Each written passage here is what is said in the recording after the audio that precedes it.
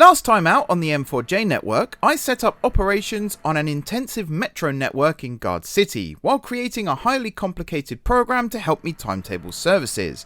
This time out, I'm really pushing things to the limit by testing my fancy new program on commuter, regional, and express services. Boy, I really hope this works.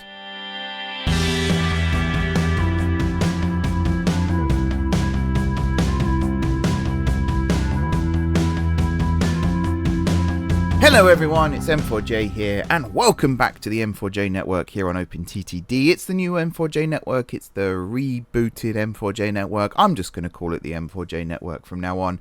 It's a lot easier. Welcome back to Guard City. We were here last time out. We were doing something really cool. And hopefully, by the end of today's episode, we'd have done something even cooler. Fingers crossed. I can't actually promise on that one yet. There is a very good chance that there will be no trains, new trains I should say, running on the network by the end of today's episode. The plan is to get a whole host more out there, but well, I might as well just get straight into it. Last time we worked on the HLR and I created a program to help with timetabling. Now you might be able to see here actually these two trains here are going to kindly demonstrate how this program is somewhat flawed. It's rounding issues is what's causing the problem here. So you will see, in fact, here's a good example as well, I believe. This train is actually going to catch up to this train here, or if it hasn't, it would have. Oh, there we go, over here. This is where it is. These two trains are a little too close together right now, which means the one behind is always waiting to get into the station because the one in front is blocking the way.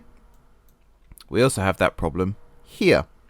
The biggest problem that's caused this is rounding issues, and it's nothing to do with my program, it's actually to do with my spreadsheet. So I said in the last episode, I can't remember the exact quote, but it was along the lines of it's going to be rounded upwards always to the next half minute. And I think I said something along the lines of because of that the earliest a train can be is 29 seconds. Yeah, no, that's not how it works. I was speaking to Master Trams about it afterwards. He's been helping me test the program, very helpfully testing the program, looking for things that I wouldn't look for, which in some ways it's very annoying because you get something working and you're like, oh yes, I'm really happy with this, and then someone else goes, no, doesn't work, tried it this way, doesn't work. But when you're creating programs, that's actually exactly what you're looking for. So you can come across as being a bit pissed off, going, oh god, you broke it again, but in reality you want someone who does that. You don't want someone who sort of tiptoes around going, oh yeah, it works perfectly, when it doesn't. Anyway, that's not the point. The point was, we now have the times more accurately rounded, so they are rounded up or down to the nearest half minute. I have not yet had the chance to implement that on the HLR, and the reason being is something else happened while I was testing. So I think I mentioned the full functionality in the last episode.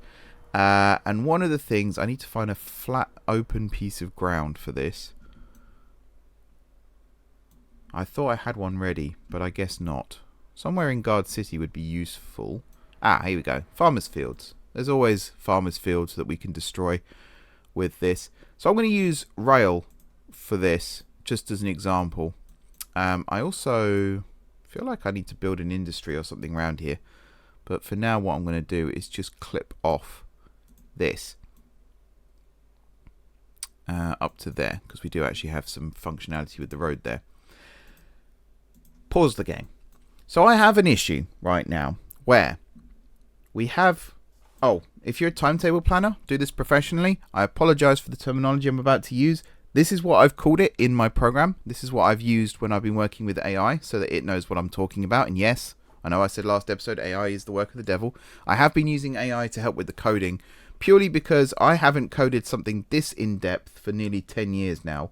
And I had some basic understanding of HTML and Java and things like that, but honestly I needed the help. So yes, I've been using Gemini to help me with this. There, I said it, we can all get it out of our systems now. Just to be clear, I would never use AI to generate anything that could be considered theft. That's something I wouldn't do. As a content creator myself, that is something that I feel very passionate about. Our work is our work, and it might seem like what we do could easily be replicated, but I assure you that is not the case. So just want to get that out there as well. Anyway, the point. So, my schedules, I guess is the best word for this, are split into 3 different things. We have legs, which are this. So, this direction here is the outward leg. This direction here, it used to be called the return leg, it's now called the inward leg. That was crucial as well, because in coding there is something called return, which is basically the end result of something. And I didn't want confusing terminology, so I switched it from return to inward. It still works. Obviously, that's still the correct way of saying it, but yeah, again, just to let you know. Because I think last time I was referring to it as the return leg. So we'll have 2 of these back to back. What you notice is there is no join between these whatsoever. They are completely separate entities. And that is the problem that we had with our program. Where's Renston? That's the nearest one. So a train leaves here, heading towards, let's say, Guard City, St. Elizabeth, GSE. That is its outward leg. Goes this way, all the way up to GSE, stops. At GSE, it becomes the inward leg, and then it runs back. Problem is, there is no link at all between that outward leg and that inward leg in the existing version of the program. There's no... basically, the program has no knowledge. It knows they're linked in that they are run by the same vehicle, but there's no arrival-departure link. So say it arrives... I'll head over to the scene of the crime for this. Say it arrives at GSE at 6:10, and in the timetable it's scheduled to sit here. Is there one in there? Yeah, there is. For 8 minutes, and that's its turnaround time, and then it leaves. The program doesn't actually know that it's sat in that platform for those 8 minutes. It knows that it arrives at 6:10, and then it knows that a separate journey, or separate leg, sorry, is undertaken by that same vehicle that starts from here at 6:18. But what it doesn't know is there's a train sat in this platform for 8 minutes. And that was causing some issues as well. Not so much on the HLR, because I built these stations to be able to withstand the number of trains coming through.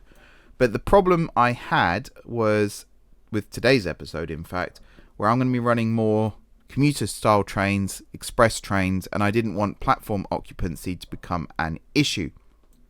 So, I did also have an issue, actually. I think it was over here. I don't think there's one to demonstrate it right now. This train here is from Renston, this red one. The next one was actually arriving before this one had left. So it was sat on the bridge, and it was doing the exact opposite of what I'd set the program to do, which was to get the terminating services out of the way of the through services. It was actually doing the opposite. It was putting them in the way. So that's been fixed. The way I fixed that was by making it so that you can't have your frequency less than or equal to the minimum turnaround time at the stations. There's just a little check that takes place now to make sure that that's the case before you generate your timetables. Anyway, outward, inward, outward, inward. What I've now done is, what's that? That's 3 tiles. So I've now done this. This is the outward. This is the inward, and they are joined together in the middle. So now we have journeys, which are sets of legs combined. So an outward and an inward becomes a journey. You'll still see a problem though. They're still not connected. What happens when this one gets to the end of its inward leg? There's the outward leg. How does it know how long it's sat in the platform for at, as the example again, Renston Interchange? Let's say it arrives back here at 7:10. Sits here for 8 minutes, departs at 7:18. There's nothing that links them together.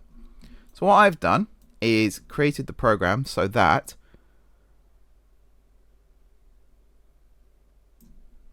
is 2 journeys joined together. This is an itinerary. Now, in total, I'm trying to think of the calculations.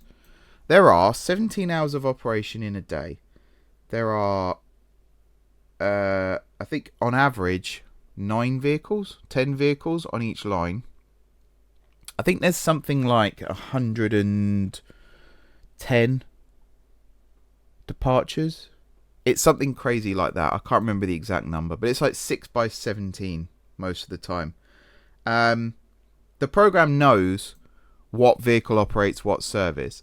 What I'm trying to show you here right now is a representation as to what an itinerary would look like. And I think the best way to do that is up here. This isn't going to be to scale necessarily, but this is what the itinerary would look like. So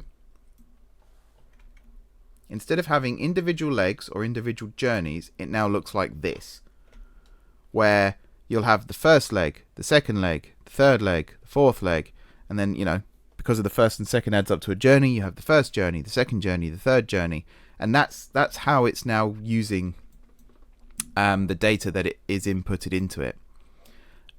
You know, it's a lot of gibberish. I apologize. Even I don't fully understand it. This is basically going off of, I told Gemini what kind of thing I wanted to achieve, and it came back with all of this. It's not working currently. That's why I'm not certain that we'll be able to get trains running today, but I do want to prepare the infrastructure. Today we're working on the Western Reaches North. So this is one of the most intense operated franchises in the network, which is why I wanted to make sure that everything was hunky-dory before we started. The whole thing of turning legs into itineraries came about because I want the platform occupancy of every station to be logged. And I've actually got plans now for a fourth program, and I can already hear the eye rolling from that, like, oh god, another one. The fourth program is literally there just to show you platform occupancy. So what you would do at the end of regenerating your conflict-free timetables is you then have the option just to upload that into this fourth program, and all it will do is show you the platform occupancy of all of the stations in all of those itineraries within a set time frame. So most of the time it'll be per day. So for example, Guard City St. Michael, which is this station here, if I want to know exactly how many platforms I need to run the service, I will import the timetables into that program, and it will go up. Like the y-axis will be the number of platforms required, basically. So I can see from that, you know, I might need 6 platforms and I've only got 5 available. So I'll need to either reduce the service frequency or add a platform. That's the plan with that. Right now I'm at a stage where I can import the files into the conflict detector again, and then it all goes a bit wrong. And I think the problem is AI being AI and not quite fully understanding what it was I was attempting to achieve. But if I can get it working, I'll be very happy indeed. So we'll go away and we'll have a think about that one. And yeah, we might get it working by the end of today's episode. But for now, I want to look at, as I said, the infrastructure here of trains coming in and out of GSMI. So we're doing the Western Reaches North. So here is where the south and the north split. Obviously the south is the southern one, north is the northern one. We're going through Slenston, which is where we have one of our base of operations for the HLR. So we're connecting that up. Eventually we'll have the underground coming through here as well, and then we'll have all 3 modes connected up, which will be awesome. There was something else big I changed on the program as well. Oh yeah, no, I'll get to that in a second actually, because that is huge for this as well. But yeah, we come through Slenston, we come along here, we then come through Wenfingfield Western, which I was looking to rebuild today, but actually I think it's pretty spot on for what we need it to do, so I'm not going to change it today. The one I am looking to change though is over here at Monningpool Falls. This all looks just a little too meh for me right now, so I think what I want to do is change it. Yeah, I think I want these 4 tracks here, the Western Reaches ones, to become these 4 southern approach tracks here. These central tracks are going to remain in situ because they're mainly for terminating services. They are also going to be very useful for something else that I've got planned. I'm going to have a loop service that comes this way through a new station here, and then through this one, which is Canal Street, Great Dradingston, and then back into Monningpool Falls, and then back up towards Sunnington again. And that's going to be part of the Western Reaches North franchise. The reason I'm rebuilding all of this is just it's too messy. There's too much stuff going on. So these tracks here are going to turn into the freight access tracks. and then this is going to be tidied up a lot more, because at the end of the day, trains coming through here, they're either going straight on or they're diverging underneath this bridge. There's no in between. So there's no point in having this weird straddle setup. It's just going to be messy. Even though that, you know, trains can enter and exit from this pair of lines or this pair of lines, still makes more sense to have them all come in from one side here. So that's one build I'm going to fix. And then over here, I want to turn this into a flat junction, because again, I think, considering we're set in the 90s here, I think this is way too advanced for what would be here. So I'm going to rebuild this as a flat junction. And then I think everything else is as it should be along this section, at least. Up to Sunnington, which is another big interchange station. This depot over here is going to get rebuilt as just sidings. And in fact, it's going to be shortened considerably as well. So I think what I'm going to do is cut into the town here and have the sheds here be a bit further up, or the sidings as it's now going to be. This dive under is going to get removed because we won't need it anymore. And yeah, I think everything's just going to be tidied up and made a little more realistic. Coming out south of Monningpool Falls, one of these two stations is going to get moved or removed. Possibly, I think Fluetown. Yeah, Fluetown's been designed for longer trains, but I don't think we're going to have longer trains running through it. I think what I want to do is take Denpool Bridge and move it underneath this canal, maybe. There's a waypoint there. Waypoints are important for this now, so I need to not remove those. So I think I'm going to move Denpool Bridge Station maybe into a cutting just here before it rises up again. That could work. And then we'll have enough room for 3 stations along here, which would be cool. Something else I've got to remember for this is I have to use stations as waypoints now for timing purposes, which is going to be less ideal, but it is what it is. I think I'm also going to have to put waypoints for these passing loops as well. Either that or just remove the passing loop. That's an option too. Or at least remove that passing loop and have this one stay, because if I put a waypoint level with the station here, then that will work fine. Yeah, that's all cool. And then over here, this station can remain as is, and then we've got the train coming up here into Plindon, which I think it can also remain as is, actually. I don't think that much needs to change here. Pretty certain George is quite happy with all of this. So if you're not, George, and you're watching, then obviously let me know and we'll get it fixed. So I think that's our plan of action. Rebuild some of the approach junctions and things like that. Get the rest of it ticking over. The most important bit is the speed limits and the resignaling, because we need to resignal all of these lines. I think I've mentioned this before. Previously, it was 11 and 15 were the two gaps between signals for the slow and fast lines, respectively. We want it to be 13 across the board now, just to make my life a little bit easier. The other thing, so the important thing that I forgot to mention just now, was we now have service designators as part of this as well. And this is to do with a little priority system in the conflict detector. So there are 5 priorities right now, 5 service designators. They are, in order of priority: freight, highest priority, so I've been told; express, semi-fast, stopping, and metro. Might seem weird that metro's at the bottom, but to be honest, metro very, very rarely interacts with the rest of the network. There are places like over here, this third rail line here is Guard City Overground and Centrelink, although I think it might just become Overground, because here it connects up with the Underground and then runs as a designated track all the way up here to Flame Junction. So I think that will get decommissioned as a mainline operation. But down here at Shoreham Junction, we do actually have Overground and mainline connecting. They don't really connect in that trains don't necessarily run from one to the other, but they connect in the fact that there are possible crossovers between them.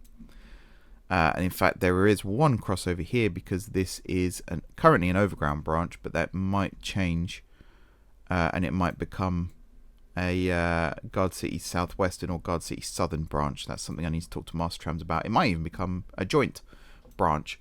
And this is where the conflict detection comes in very nicely, because it allows us to compare our franchises to make sure we don't have proper conflicts. And in fact, this line here as well is also a overground that becomes a joint overground-underground connection.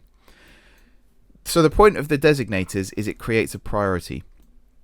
So when I was testing this, I had an express and a semi-fast. There is one more designator that I'm tempted to put in, but I haven't yet. I was going to get some feedback on that before I do it. I'll tell you how it works, and then I'll tell you what the other one was. We are going to get to some building in a second, I promise you guys. I can unpause the game again now as well, because I'm not messing around. And you can see how the trains, especially at West Bank, do get in each other's way a little bit. So the way the conflict detection works with the priority is if it detects... This is without the priority first, and then I'll tell you how it's changed. So previously it detected a conflict point at a station. It then asked you, the user, which service you'd like to offset, but it gave you the optimum offset distance for only one of them. So let's say you've got Renston to guard City St Elizabeth, and you've got Kenville Airport to guard City St Elizabeth, which meet here at this junction. Say there's a conflict at this station here, Western Boulevard. Now it might calculate that the best itinerary schedule to offset would be the one from Kenville, but because it gives you the option, you might unintentionally create more problems by offsetting the one from Renston. When that happens, it then creates a new conflict when it ticks around, and you might end up in a vicious loop of never actually getting rid of all of the conflicts, but you don't know why you haven't gotten rid of all the conflicts, because as far as you're aware is you're resolving one each time. Excuse me, I've got hiccups and stuff now.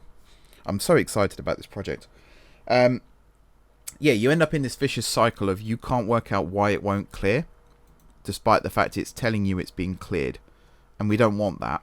So what it does now, and even this is subject to review, what it'll do now is it'll look here, say, if there's a conflict at West Bank, and it'll look at the service designators of these two services. So the first thing it does is it checks that they're the same transport type, because that's something else that's new. So you've got rail, bus, and tram. They're the three service types that will be used by this program. If they match, so in this case they're both rail, it'll move on to the next stage. The next stage is, are they approaching from the same route? Now, I mentioned in the last episode that we had these chains. Chains are current station, previous station, and next station, and it uses that to determine direction of travel. 2 out of the 3 have to match, and they have to be consecutive. So let's call this one station A, this one station B, and this one station C. If they both go A, B, C, it's a match. If one goes A, B, C, and one goes C, B, A, they don't match. Although I have now got a single track functionality as well that will still flag a conflict even if their direction of travel is opposite, providing a switch has been toggled on to say that there are single track sections. And the first question it'll ask you is, does this station sit on a single track section of line? Yes or no. If the answer is no, then it'll just clear it, because opposite direction of travel is absolutely fine. So yeah, it will determine direction of travel. It will also determine route. So West Bank here is on a north to south and an east to west line. So again, this is X, Y, Z, and we've got A, B, C. So even though B and Y are the same station with the same name, because the others don't match, it won't flag it as a conflict, because they're obviously not traveling on the same track. Now there is a possibility that this is a 4-track set of platforms, or even a 2-track set of platforms, where this comes in, goes through, and goes out again. As I said, there's a possibility of that. The only reason there's a possibility of that is if I forget to fix all of them, because what I'm going to do, where tracks meet, like this, is I'm always going to put a set of waypoints before the merge, and technically straight after the divide. So it will go waypoint name, station name, waypoint name, and that's another way to check that things are matching. There may still be issues with that, but that's how I'm planning on doing it. The The reason this chain system is being created is because of the high-speed network. If I come over here, what we've got is a waypoint down here, a station, and then a waypoint over here. But we also have a waypoint in the center here. So the way this is going to work is you'll have this setup here is actually now C. This waypoint here is B, and whatever comes before it is A. So if A and B match, that will still be same direction of travel. Likewise on this side, we've got this waypoint here. If this is now A, B, C, because these will be different. Trains going through will travel through Kylestra through. Trains stopping will stop at Winston Kylestra. So it just makes sure that one train isn't trying to leave here as another train is roaring through here, because they should meet at this waypoint at the same time, and that will trigger a conflict because two vehicles cannot operate in the same space at the same time. That's what I'm trying to say. Where the service designators come into it is once it's confirmed all of that stuff, direction of travel and all of that, the next thing it does is it looks at the service designators. So whatever's got the designator of freight, that will always be the highest priority, and that one will not be offset unless a certain other condition is met. Express versus stopping, for example, it will always look to move the stopping service out of the way of the express service, and the way it does that is it looks to offset the stopping service so that it ends up behind the express service. If both have the same designator, so if they're both express services, it will then look to see which one is easiest to move out of the way of the other. So say there's a slight overlap. Let's go back to over here at Wenfingfield Western. Say one train is arriving just as the one in front is leaving, it'll offset the arriving train by a minute so that it gives the leaving train time to actually clear the platform. Not that we should have express trains running only a minute apart, of course. It is supposed to work out the optimum, but a minute seems to be the default right now because I asked it to make it a minimum of 1 minute, and I think it took that as make it 1 minute. So that's something that needs to be addressed as well. But yeah, it's fine. The point is, we now have a dedicated priority system starting to be introduced, which is really cool, actually, when it does work. The one that I wanted to introduce, the extra one, is high speed. Because we do actually have somewhere, I always struggle to find it, over here, Fort Bredbret Airport. The high speed comes in on its designated tracks here, but then it actually joins the conventional line here. So there is a possibility that we will have high speed trains, or trains flagged with high speed service designators, looking to interact with non-high speed. So high speed would be the high priority there. I'm assuming high speed would be prioritized over freight as well. So we might have to look into that, but I'll ask Master Trams on that one first, because there are freight movements on high speed one, but they are done at night when not many passenger trains, if any, are running. So it might just be a case of they use time to get them apart rather than priority systems. The final thing, I said there was an exception to the priority system, and there is. If there's a terminating service, so over here, actually no, over here, GSMA, say we have a Centrelink train that's running from the south here up north through Guard Lake, and then we have a train coming in on the same line, which isn't going to happen for various reasons, but let's say it does, and it moves across to the terminus platforms here. Because one of the services is terminating, it will always offset the terminating service behind the through service. And it's the same logic as we had over here at Shoreham, where it just keeps the terminating train out of the way of the through train. Simple as that. That will always override the priority system, which means there may be instances where freight trains are offset still because they terminate. But because most freight trains operate in their own areas, freight terminals like this one here, it shouldn't be too big an issue. But yeah, it's very easy for me to predict that now and say that now, but that may not be the case. Anyway, I've managed to fill half an hour talking about this. These episodes are getting longer and longer because I cannot stop talking. But I think this rework that I'm doing for the conflict detector is the missing link. If I can get this up and running, then I think we've got a fully functional program that can do everything I want it to do and more. And it means we'll be able to have people come on to the network, set up their own services without having to do a course in transport planning. The program will take care of all of that stuff for them, and they'll just be able to get on and run trains. And not just trains, buses and trams as well. Technically, I've got it listed as road rather than bus. I should have mentioned that because it works for trucks too. Obviously, some of the terminology would change slightly. So, like, I mean, here's a good example of if you have two trucks departing at the same time, you could offset one so that they're not constantly following each other. Same with the coaches here. The main use for it, though, is just to get the even spread at each end. And to be honest, you don't even need to use the conflict detection for the for road vehicles.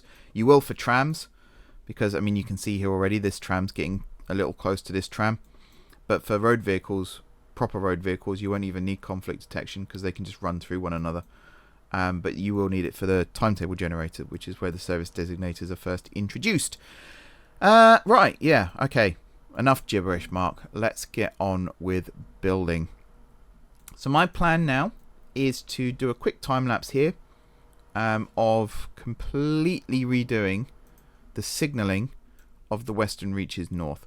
One other thing I was considering, and I don't think I'm actually going to do this now, but it was on the agenda originally. So the first thing I want to do is relocate where this flyover is, and I want it to be on this straight piece of track here. So the tracks diverge just before Slenston Station.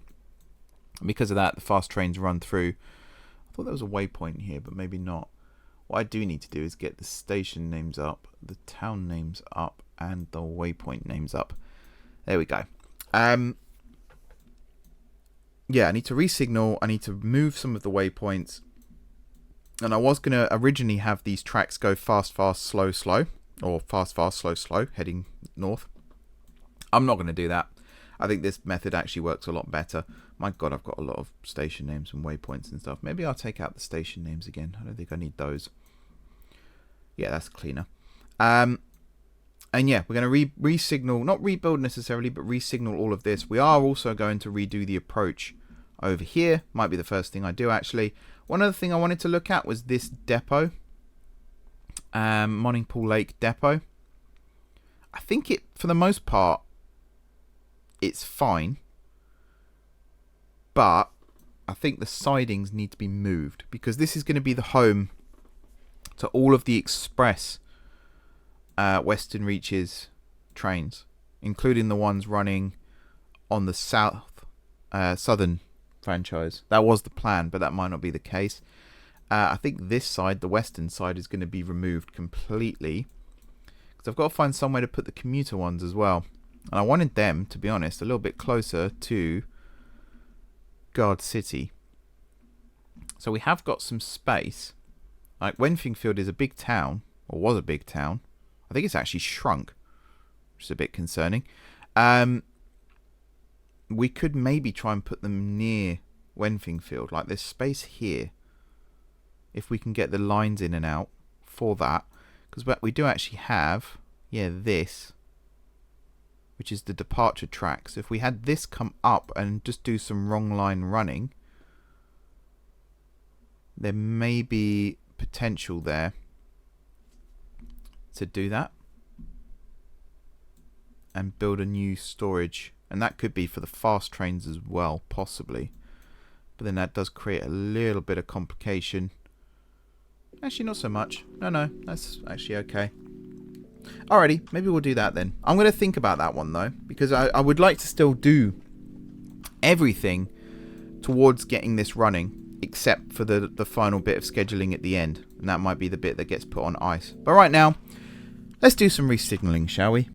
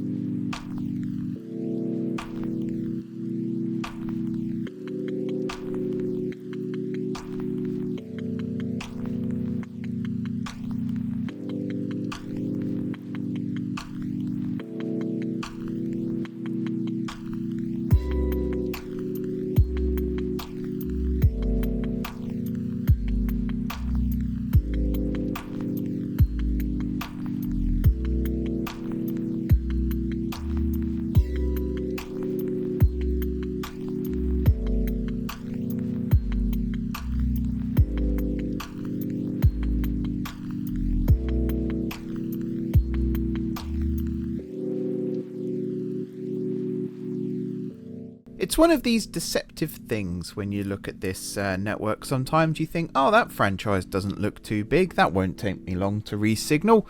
Let's see how long that took, shall we? This is before I've chopped it down and turned it into a time lapse and stuff. 1 hour 58 minutes I've just spent sat at my desk doing all of that. But, excuse me, I believe we are now in a position where it is all resignaled. It is all ready and raring to go. I forgot how to speak English then for a second. A couple of things I will need to do. Right now the electrified line is the one that branches off, but I think I'm going to have the non-electrified line branch off and then dive underneath and join up with that line again. Might as well do that now before I forget. And yeah, everything else is pretty much ready and raring to go. The other thing I was going to say was you forget sometimes how big a franchise is. You also forget exactly where the franchise runs. I forgot when I was planning all this out that we actually ran... why am I doing that? That doesn't do that anymore. Sorry, I keep interrupting myself as well, which is really annoying. I forgot when I was planning all this out that we actually run down to Plindham Junction here. Completely forgot that. Completely passed me by. But yeah. That is a thing we do. Oh, that's going to be a problem. Hang on, we'll fix that as well. There we go. So Plindham Junction has a little bit of resignaling gone into it now. Not a huge amount. Not enough to... Whoops. Not enough to cover everything off. But enough, at least, that we can get these trains running. There are going to be some trains that run through here. I'm trying to remember exactly what the order of business is, but there are some trains that run through here that then pass over onto the lines running through Plindham Junction. I don't believe, though... Yeah, I think it's just these two platforms here that get used for that. And I can't even remember off the top of my head where they go. So that's going to be interesting. I guess there are through platforms here. The other thing I haven't done yet is these tracks here, through the middle here. And down to here. These aren't really going to be used anytime soon. These are West Coast tracks. And then somewhere over here, this is the Western Reaches South coming in. And then they join up again here and become the Western Reaches South proper. So this West Coast stuff I'm not going to worry about right now. That's not for me to sort out just yet. There are some things over here that obviously badly need redoing. This here, for a start, is going to become a big junction where the line comes out this way rather than this weird crossover thing, and then it does this tight curve. Not a huge fan of that. Never was a huge fan of that. This is a good opportunity to fix things like that. So yeah, this station, Prabon, however you want to say it, that's all now set up and ready to go. I feel like there needs to be a speed limit adjustment on here for trains running that way, particularly as I've just removed the signal that did handle all of that. Is that important? Yeah, I think that is important, but yeah, we'll sort that out when the time comes, because again, we're not running trains through that set of tracks right now anyway. And all of this, I'm going to make this a cutting right up to here, and then it will tunnel underneath. That's fine. We do have some sidings over here, which I don't think are in use for anything right now, because it's all going to be handled by the platforms. The longer platform here is going to be for the APT, and then the rest are going to be used for whatever. And yeah, I think we're pretty much ready and raring, as I said. There is one other area.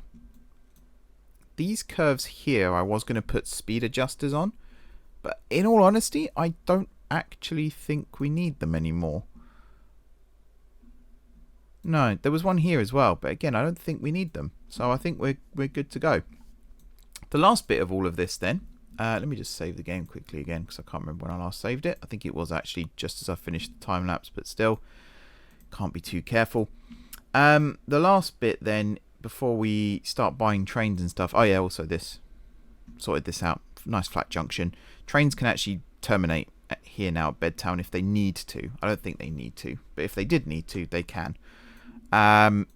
And we rebuilt over here, and I put a pair of tracks in here now, so that if a fast train is arriving, it can use this track. If a slow train's arriving, it can use the track to the left of it. And likewise, if there's two trains departing in this direction, they can use the two tracks. These are bidirectional lines in the centre.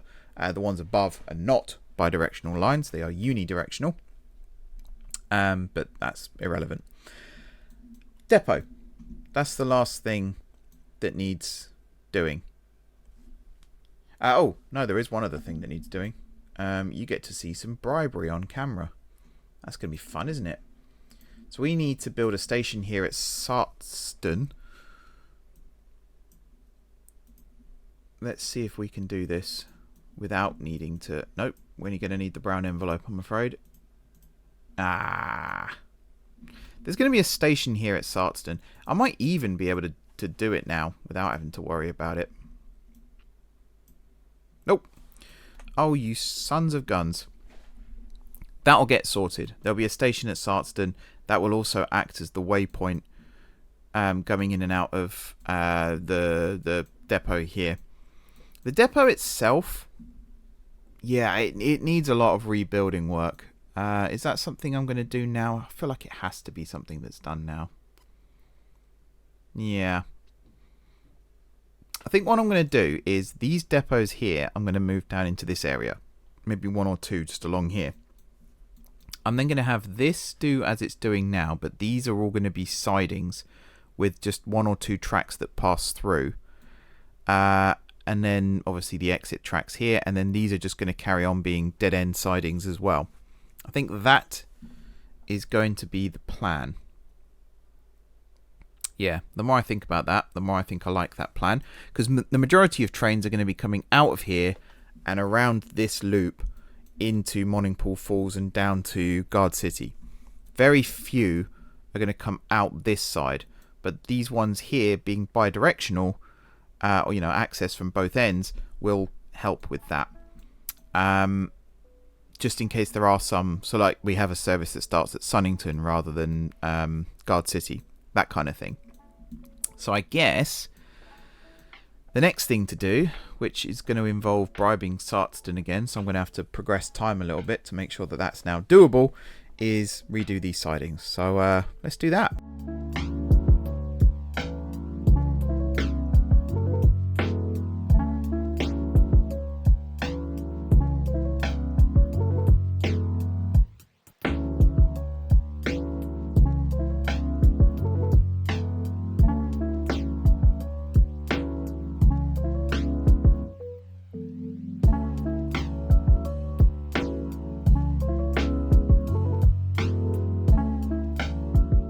Alright, it is complete. Now, sorry for the little jump there between where we finished here and down here. I actually started recording a whole section of this and then realised my microphone was still muted, so that was good, wasn't it? I'm going to replace this whole area with trees, just to make it look a little nice again. I quite like this, though. Mastertrams pointed out something to me a while ago, that I built all of my depots perpendicular to the tracks. Instead of going this way, parallel, I had them all coming out this way. I'm not sure why I did that. I think it was just so I had a triangular junction connecting to the main line. But actually, I like this little method here as well. It's kind of cool. So, might be doing it more like this from now on. Also, in that last section, I'll show you here as well, I moved the through line from, I think it was this track here, wasn't it? The third one along. It's now this one here. So, we've got 4 sidings next to each other here, and then a gap, and then a 4, then a 3, sorry, and then a 4. I just think that's better. And something else I did, I can't remember off the top of my head. Probably wasn't important. So now it comes to planning services. That's the key thing. Oh, I suppose I better fill in the other stuff that I mentioned as well. So we've got these ones here are going to be for all the express trains on the north and the south for western reaches. So that's why there's quite a lot of tracks here. And then we've got these ones here, which are, there's 5 tracks here. They're just for little commuter trains. I say commuter, stopping trains basically, that will operate around this loop. So they might start at Monningpool Falls, head up to Sunnington, and then when they come back they'll come this way around this loop into Monningpool Falls again. So from Monningpool Falls it might actually come out this way and around, because I can't actually remember how my program deals with balloon loops if there's more than one station on the loop. Something tells me it won't know what to do with it. So until I get that fixed, I'm going to make it so that it terminates from the east, sorry, and then returns back to the east, which means this set of tracks here is free. Now it comes to planning out services. Now, I was in the process of saying, when I realized my microphone was muted, that I'm not going to plan out the services on camera here, nor am I going to buy the stock, nor am I going to run the timing trains on camera.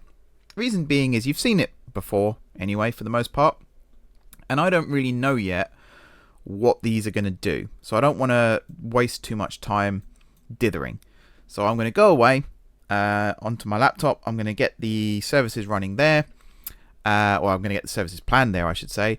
Then I'm going to buy the timing trains, which are going to be the same type of stock. So it's going to be the APTs for the fast. For the slow, I don't actually know, because I think the speed limit is something like, is it 100 miles an hour or something like that? Yeah, so I can get some gallopers out on this line if I wanted to. So I might look into that and see what we can go with. It's also the fact that this set of tracks, maybe not so much on the northern side, but on the southern side, has been built with double-decker trains in mind. So there's a chance that we could end up running those on the slow lines, and then have the APTs on the fast lines. But I haven't set that up yet on the timetable generator either, so I'm going to have to go away and think about that a little bit too. The main thing is, I'm going to go buy all the stock and everything off camera, and then if I can get the conflict detector working, the next time you see me, we'll have a full set of timetables ready to go. If I can't get it working, you'll at least see me come back and tell you about the planned services, and the frequencies and all of that stuff. So I'm going to go away and sort all of that out, and I'll see you again on the other side. Alright, several days have passed since the last part. I don't yet have a fully working conflict detector. That is still in the works, although I think it's a couple of weeks away, which sounds like a long time, but in terms of how long this has taken, I think that's actually really good progress. It depends whether or not the idea I've got now will work. I'm not going to go too much into that right now. Basically, I've had to rewrite the entire offset selection thing from scratch because the one I had just wasn't working. I tested it with the HLR and it was failing to find an optimal offset each time. So that all got scrapped, start again, and now we're almost at a stage where it is complete. But I have been productive in the meantime. You will notice on the screen there are 11 trains. These are the 11 different services that will be operating on the Western Reaches North. 11 is quite a big number, I must admit. But it was almost 12. In fact, at one point I think it was 13, but I brought it back down to something a little more realistic. But let's have a look at them. We'll start off with this one. 1M00. Ignore the codes here. They're all going to change. These are just the old ones that I've repurposed for this. But this is God City St. Michael to Sunnington. This is basically I was going to say direct express, but it's not a direct express. It's a very indirect express, in fact, because it stops twice along the way. But it starts off here at God City St. Michael, comes along the main line as so. You'll notice as well, stations like Bendinghead, it's still got it as a waypoint. The reason is I need it as a waypoint for the conflict detector to actually work. I think I mentioned this in the last episode, but the conflict detector uses what's called, well, what I've called chains to determine whether or not a conflict is an actual conflict. So what it does is, say two trains are due to pass through Bendinghead at the same time, it will look at the previous order, which in the fast train's case is Slensden through Fast, and then it will look at the next order, which in the fast train's case is Wenfingfield East Tunnel Fast, and it will compare that to the other train's chain as well. So say the other train was a slow train, and it had Drunston Farms, Bendinghead as the current, and then Trunley Market Heights as the next. That wouldn't be a conflict, because as far as the detector sees, they're not on the same route. Even though they technically are on the same route, they're on different tracks. It's kind of that was an unintentional thing, actually, because I had a whole system set up for what if there's more than one track in each direction, but the chains actually solves that. So yeah, Don't need to worry about that. But what that does mean, as you saw here, was I do have to set up everything as a waypoint. Any station that a train passes through, whether it stops there or not, it has to be a go via, just in case, because that helps with the chain creation. Anyway, first stop is here at Wenfingfield Western, which was kind of based on Nottingham Victoria, which doesn't exist anymore, sadly. I think some of the tunnels are still there. I think it's Victoria Shopping Centre or something now in Nottingham. But yeah, kind of inspired by, but not a direct replica of. For a start, this is electrified. Victoria wasn't. But the whole idea of a big station dug in a hole with well, it'll eventually be a massive town around it. Right now it isn't. Someone actually gave me a really good idea. I'm going to have to try and remember who it was.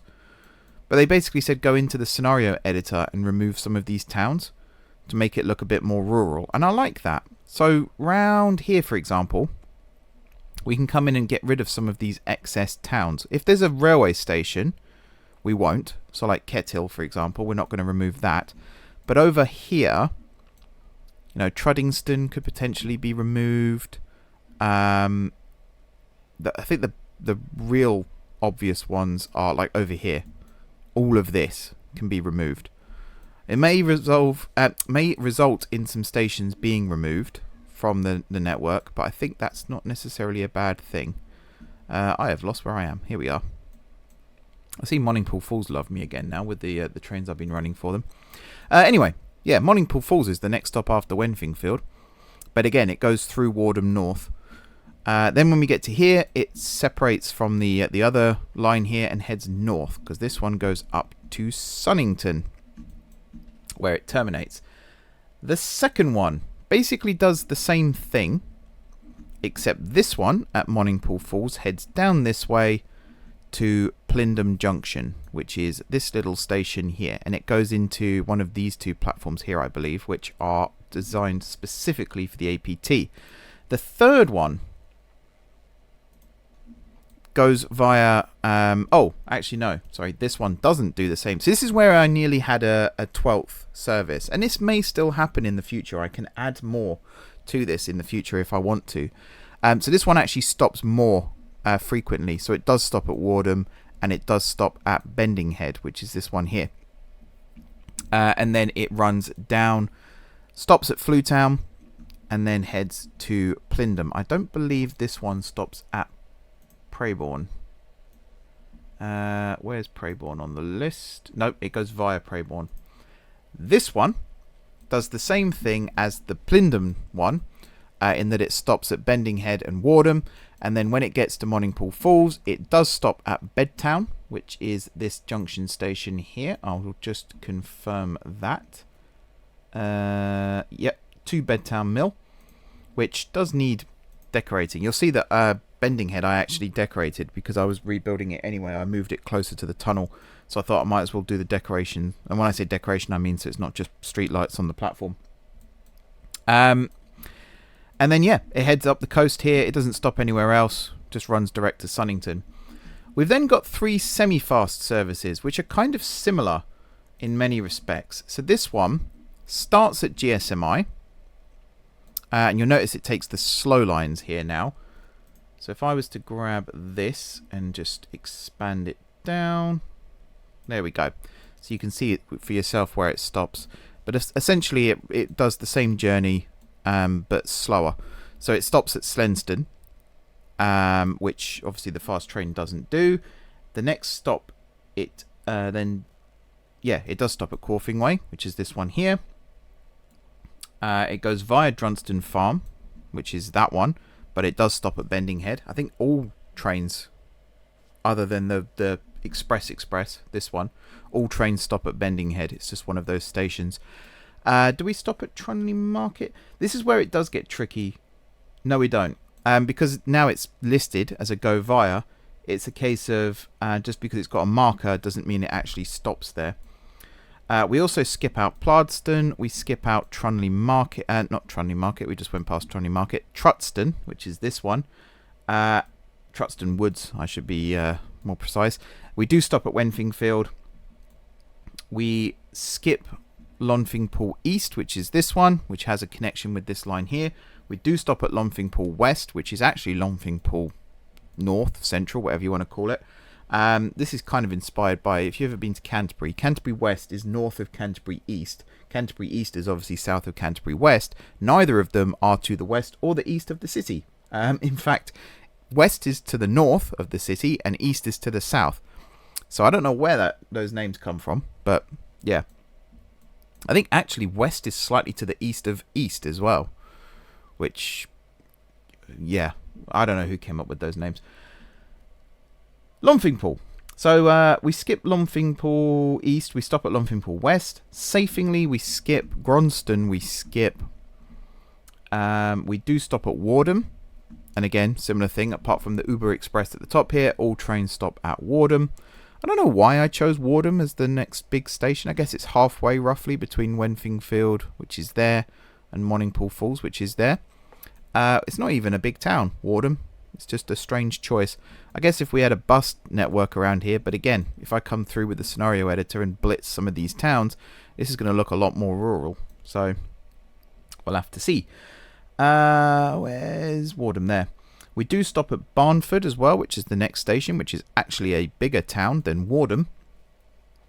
We stop at Fredingworth West, which again, bigger town than Wardham. We skip Slartwood. And we go underneath Great Dradingstone into Monningpool Falls. From here, we then go via Flewtown, where we do stop. We skip Inverwood. We stop at Runton. We skip Great Slinningston on Sea. In fact, I think we go through, we go through the centre of all of this, so we skip both of those stations. We do stop at Preybourne, can't even say the name properly. We skip Plindham North, and then we run into Plindham Junction. The next one, this is GSMI to Sunnington, and I think the stopping pattern to Monningpool Falls is actually the same. It wasn't originally, but it is now. From Monningpool Falls, we stop at Bedtown. I'm not going to try and guess. I am going to get the thing up. Where's Monningpool Falls? There's Monningpool Falls. So we stop at Bedtown. We skip Aberwood Hotel, to be precise. Yep. We do stop at Lenningpool Falls, which is a lovely connection with the Blue Lagoon. So that's, again, I think every stopping train that comes through here, or semi-fast train, stops at Lenningpool Falls. It's not a particularly big town, but it provides that connection with the Blue Lagoon, which, even though it's a heritage railway, narrow gauge railway, it's still nice to have that connection. We then run directly to Sunnington. Yeah, that's it. From here we go straight through to Sunnington. The last semi-fast, might as well stay here because it starts here. This is Sunnington to Plindham, or Plindham to Sunnington it says there, but it's actually the other way round. So I'm probably going to change that now whilst I remember. Where are we? There we are. So you are Sun to Plyn. I literally just 5 minutes ago put the 10 minutes ago, 12 minutes ago, just before I started recording this, I put the vehicles in here because I forgot to do it, which, yeah, typical me. Anyway, Sunnington. First stop out of Sunnington, I believe, is Lenningpool Falls, funnily enough. Then we stop at, so we skip Aberwood, we stop at Bedtown.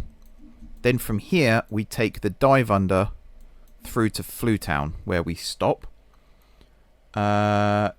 This is a slightly different stopping pattern, I believe. Yes, it is. So the other semi-fasts from Flewtown, they run direct to Preybourne. After Runton. So we skip Inverwood. After Runton, we run non-stop to Preybourne. Is Preybourne? Preybourne. I'm going to say Preybourne, just to make it sound a bit quirkier than it actually is.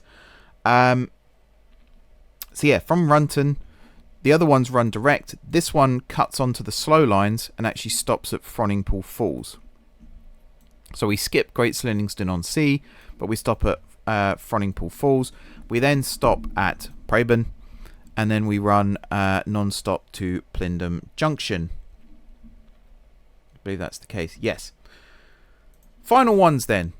These are the all-stoppers. First one runs between GSMI and I was about to say Wenfingfield, but no, this one actually runs, I believe, to Monningpool Falls. Yes. And it stops at all stations along the way, including Great Dradingstone. The second one goes between Wenfingfield and Monningpool Falls via all stations.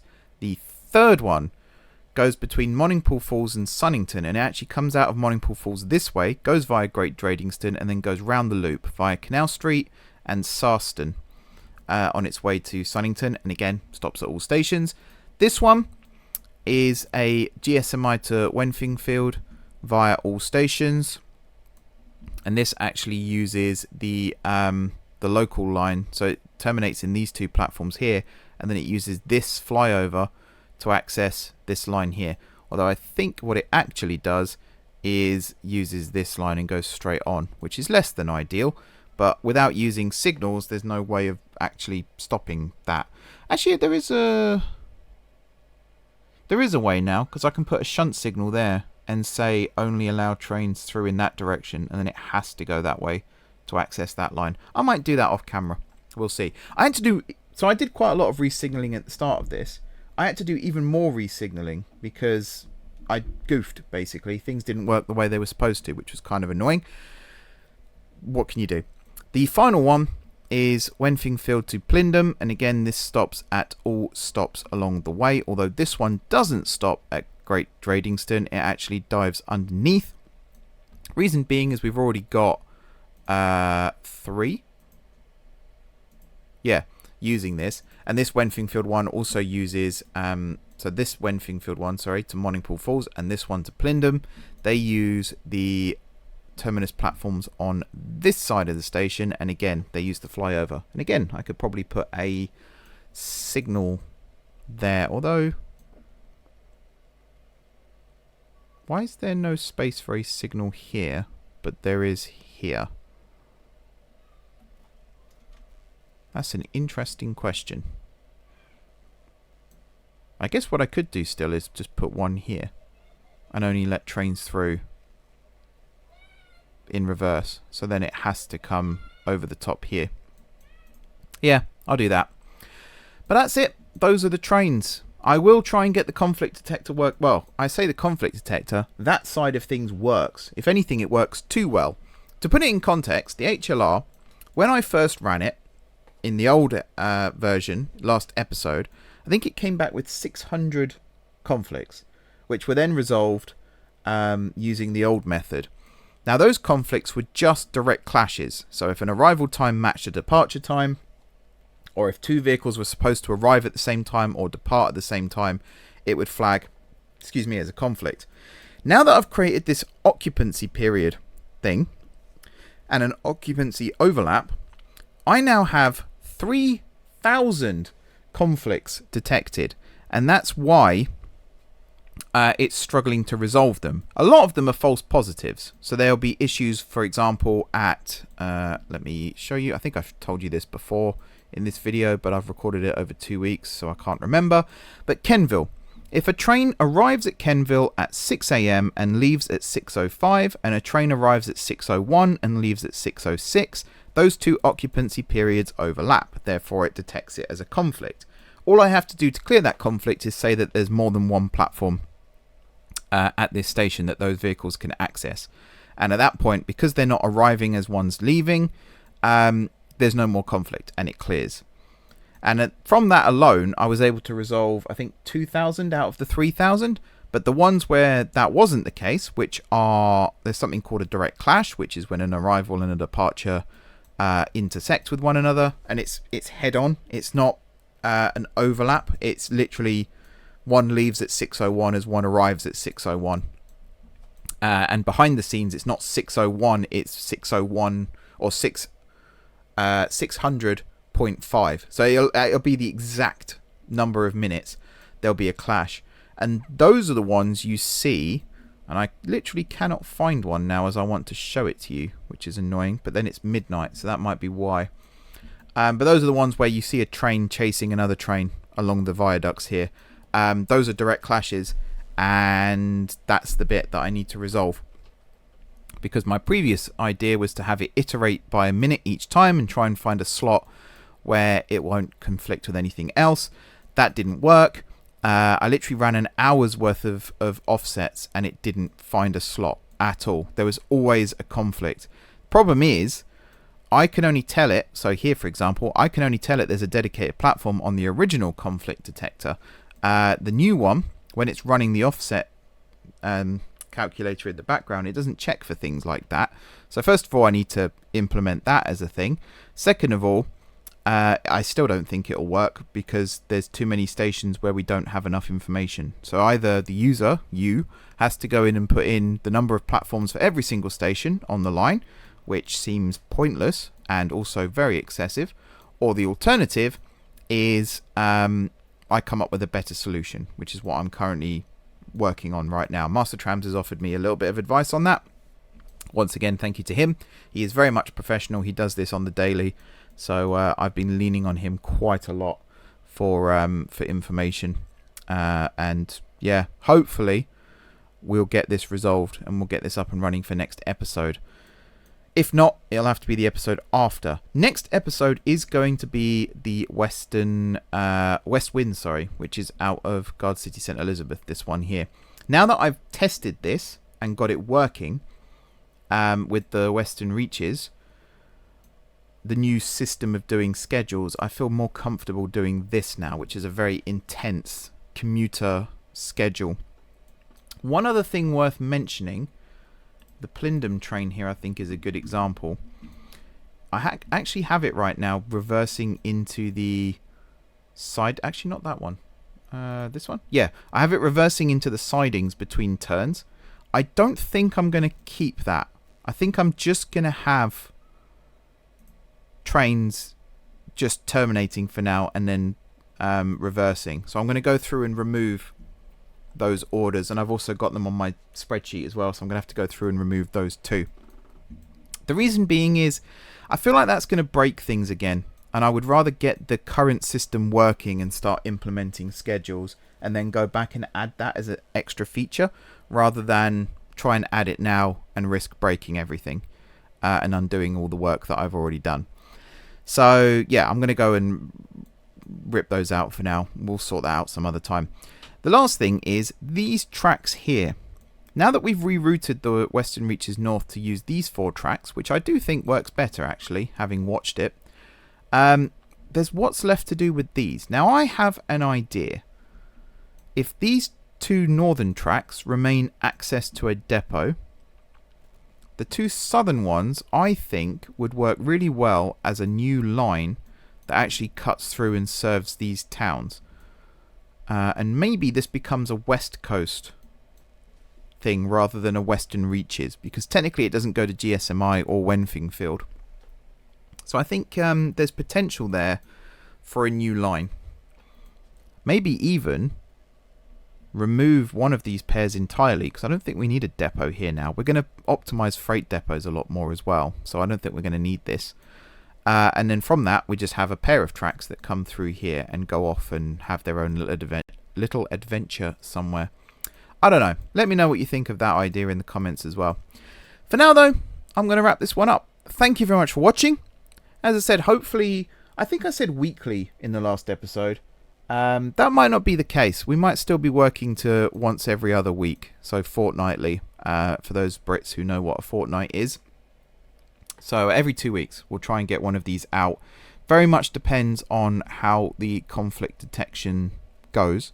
If I get it resolved, then the longest part of the process is actually doing the timing trains, which is what took me so long this time. I also went away during that as well, which didn't help things. But yeah, that's the longest part of the process, I think, was just doing all the timing trains and getting that up and running. So we're going to experiment, basically, and see how quickly we can get more trains running on all of this. And hopefully next time, by the end of the episode, we'll have the West Winds fully up and running as well, which is really cool because it's another connection between Guard City and Sunnington.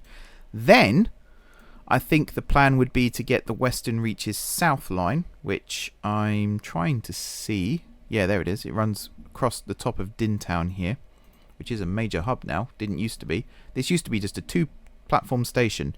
Now it's got a branch from the Great Western that comes down here. It's a terminus for Centrelink. I think Master Trams is planning on using it for quite a lot of his services as well, Southwestern, and it's got platforms on the Western Reaches South line as well. But the main thing I really want to get going is this, Fort Flongwood Parkway. This is the big one for me. If I can get trains running through here perfectly, I'm going to be very, very happy indeed. But we'll see. The main thing is, getting this one up and running means that Sanley will be connected by rail to Guard City for the first time. In a long time. Like years we're talking at this point. One more thing actually, just before I do wrap this up properly. I apologise for keeping you all here longer than you should be. This. We've got high-speed tracks here. So these are normal 125 mile per hour tracks. These ones are 143 mile per hour tracks. They are pointless because the APTs in BR trains have a top speed of 125 miles per hour. So there's no point in actually having the high-speed tracks, but I have kept them purely because it reminds me of the fact that this is a higher speed, I should say, railway. And the APTs do charge along here at 125, which most trains wouldn't do. There's a section, I mean this windy bit here is a good example. One of these curves here, I would actually slow the trains down a little bit. And in particular, this curve here, they come through here at full speed. The outer lines have a top speed of 100 miles an hour, which is what the 319s use. I don't think I mentioned that actually. These are 319s. And then the other one, which is a bit anachronistic actually. We're going to have to use some artistic license for this, because according to the game, BR trains here, they were built in 1993. But according to real life, they were built in 2003. But these are class 333s. And these have a top speed of 90 miles per hour. So the semi-fast trains can go 100, the stopping go 90, and the express go 125. I think that works quite well in terms of everything. Hopefully they won't get in each other's way. Fingers crossed. I might actually run them through the conflict detector now, because in theory I've got the spreadsheet done, so I can get that sorted and I can generate the timetables if I want to, and then run those through the conflict detector and just see what it comes up with. It might not come up with anything, in which case we can get these running, but we'll do that at the start of next episode. Also, once I have got the conflict detector sorted and the offset calculator working, I am going to go back to the HLR on camera and actually shift those schedules, because that's all I'm going to have to do is shift some schedules. I might have to change some waiting times as well, but ultimately it'll be shift a schedule here, boom, done. But yeah, now I'm going to wrap this video up here. Thank you very much everybody for watching. Hopefully, as I said, these videos are going to come out a little more regularly now. If you do want to check out the work that I've done, if you're watching this at the time of release, it won't be available yet. If you're watching this 6 months, a year, 2 years down the line, head over to m4jmedia.com and there should be a tab somewhere on the top that will take you to the timetable programs that I've developed. It might even be just a single program at that point. Depends how quickly I can get that turned around as well. What do I normally say at this point? Don't forget to hit the like button if you enjoyed the video, and of course if you're enjoying the series so far. Drop some comments down below with ideas for future episodes. If you've got a list of towns that you want to see me destroy using the scenario editor in order to make the countryside look a little more country, then by all means let me know down below. I am also, even ones that I'm not getting rid of entirely, I am going to go through and shrink some of these towns. So Gronston is probably safe, as is Safingly, but Monningpool might get the chopper. Plardington here would definitely get the chopper because this is a rural branch line, so it doesn't need to be that big. Same here with Slarfingford. The idea being to go around and just make them a little bit smaller, more villagey like, and then we can justify having 1 train an hour call there instead of like 16 a minute or whatever. But yeah, besides that, if you haven't already subscribed to the channel, be sure to hit the subscribe button. If you have already subscribed to the channel, thank you for your continued support. Enjoy the rest of your evening, and until next time, which will hopefully be in 2 weeks' time, I will see you soon.